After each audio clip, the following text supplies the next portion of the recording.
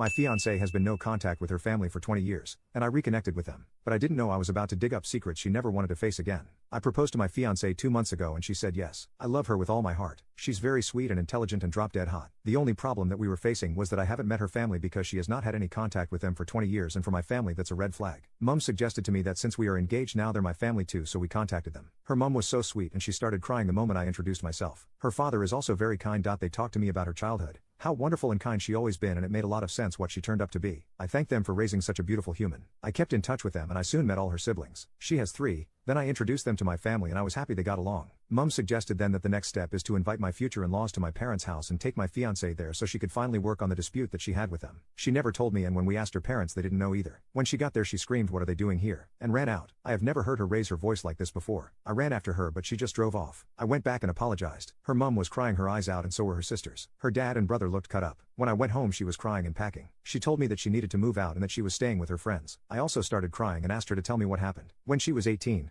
her brother, 19 at the time, raped her best friend's little sister, then 17. He apparently had feelings for this girl for years but she never was interested, so one New Year party he waited until she was very drunk and raped her. He later boasted about how he finally had her and now can move on. He got away with it even when everybody knew he did, but there was no evidence. My fiancée tried everything to help convict him because she was the one who overheard him boasting to his friends and discuss what he did to that girl. My finances family did everything to protect him. A year later the girl committed suicide. That broke my fiancée, who still suffers from severe depression. She said the indifference in her family's reaction when they found out about the girl's fate still makes her blood freeze in her veins. She knew she could never forgive them. The way she was talking, like this happened yesterday. I felt sick and I wished I didn't have to ask. I have seen her brother and how proud her parents are of their only boy who's successful and a father of 2. I apologized and begged her to stay. Told her that had she told me all this before, I would never have brought them back to her life. She said that I should have trusted her judgment since I always boasted about how kind and just she was. She called me later and told me that she couldn't do this anymore. Today she left the ring while I was at work and talked the last of her stuff. I feel like my world has turned upside down. Tell me what I should do to make her forgive me. She's so angry with me and my family and I totally understand her. Mum says that my fiancée is being overdramatic now and all this has happened so long ago and we should all move on since her family still loved and wanted her back. I don't know what to do. Update. I have called my fiancée before breakfast. I told her that I love her more than she even knows and that I know she loves me. That I never in a million years thought people who loved each other this much would break up. I apologized and promised to make it up to her for the rest of my life if she gave me a second chance. I told her we can move away from our families and I promised her that it would be the 2 of us from now on.